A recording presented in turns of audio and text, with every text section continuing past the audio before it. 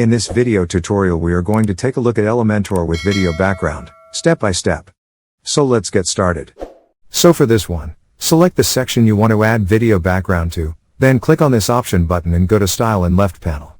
Here you have background type options with Classic, Gradient, Video.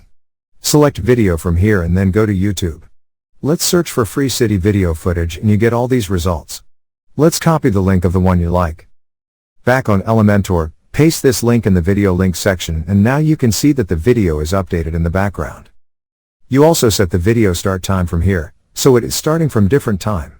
You can also set its end time, then we have play once, play on mobile and privacy mode settings along with more settings options. After that click on Update button. Thank you for watching. Struggling with WordPress? WP Learning 101 is your solution.